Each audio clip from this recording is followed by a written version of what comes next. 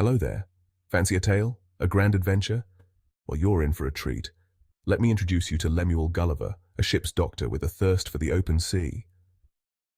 Gulliver wasn't just any ordinary doctor. He had a heart full of curiosity and a mind eager for exploration. Now, Gulliver, he wasn't expecting much more than salty winds and maybe a spot of seasickness. He thought his voyages would be filled with routine medical duties and the occasional storm. But fate, as it often does, had other plans.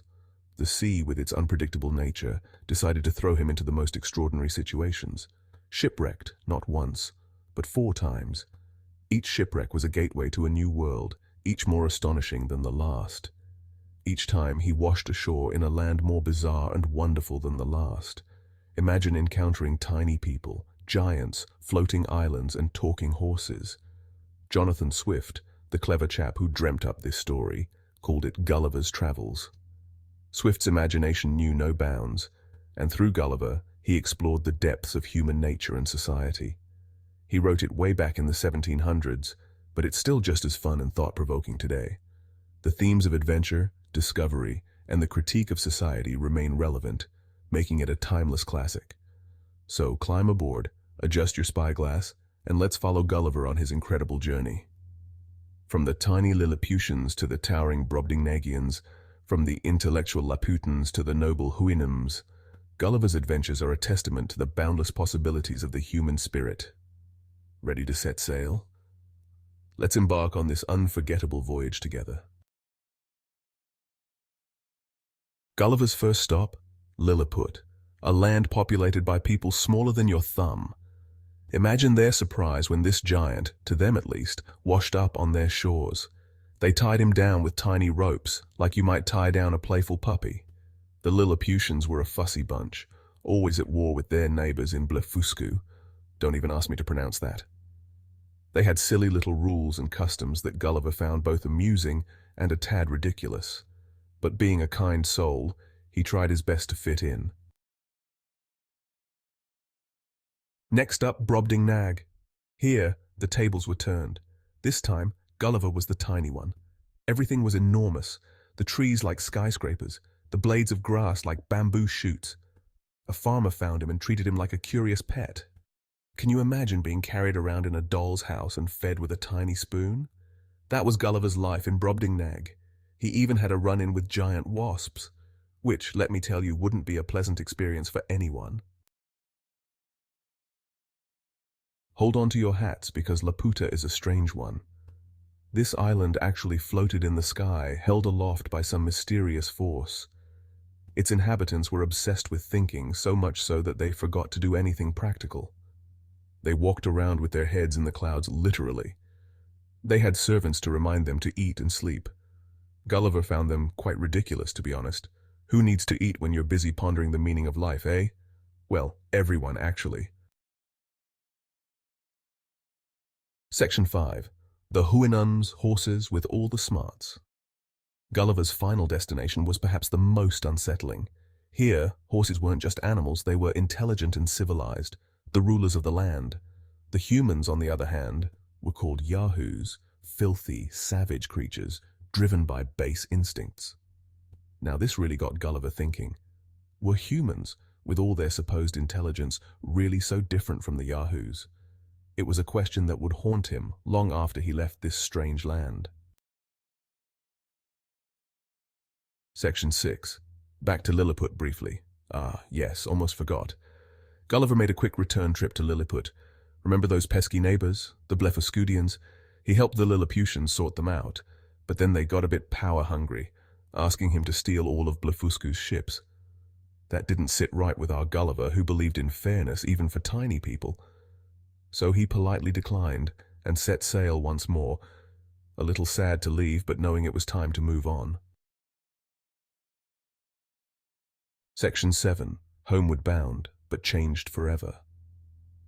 After years of incredible adventures, Gulliver finally returned home. But he wasn't the same man who'd set sail all those years ago. His travels had opened his eyes to the absurdities of the world, the follies of humankind. He found himself preferring the company of his horses to that of his own family. Imagine that, coming home from a trip and wanting to chat with the animals more than your own kin.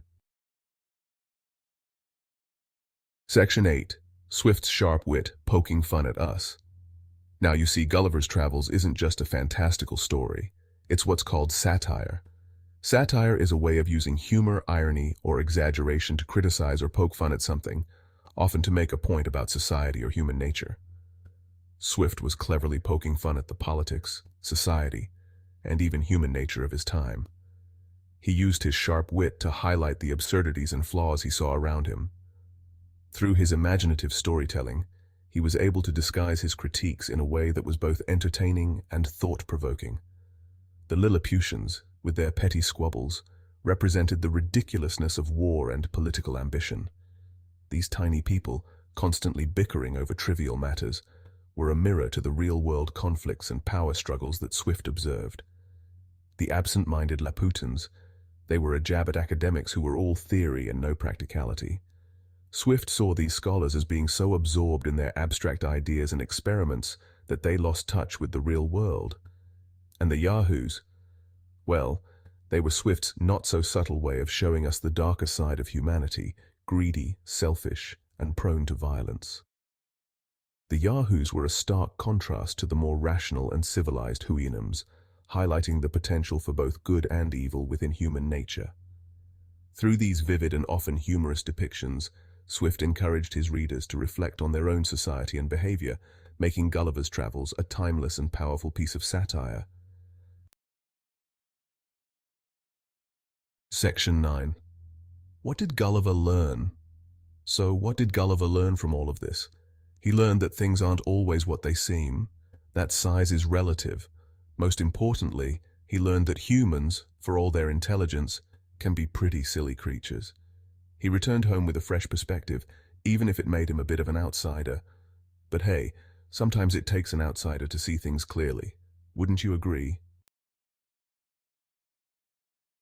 Section 10. Why we're still reading it today.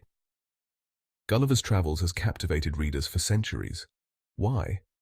Because it's a rip-roaring adventure, full of strange lands and fantastical creatures. But it's also a story that makes us think. It holds up a mirror to our own flaws and foibles, making us laugh at ourselves and the absurdity of it all. And that's the beauty of it. It's a story that can be enjoyed on multiple levels, whether you're a young reader discovering it for the first time, or a seasoned bibliophile revisiting it for the 100th. The whimsical nature of Gulliver's Travels, with its tiny Lilliputians and giant Brobdingnagians, captures the imagination of readers young and old.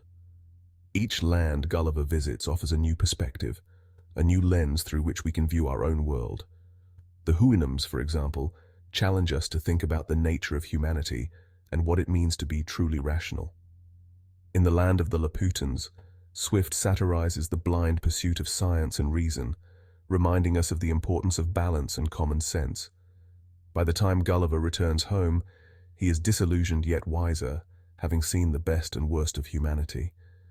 This timeless relevance is why Gulliver's Travels continues to be a staple in literature classes and book clubs around the world. It's a book that has stood the test of time, offering something new with each read. Whether read aloud in a family setting or studied in a classroom, Gulliver's Travels has a unique ability to engage readers of all ages. Its immersive storytelling and rich layers of meaning ensure that it remains a beloved classic, inviting us to lose ourselves in its pages time and time again. Section 11.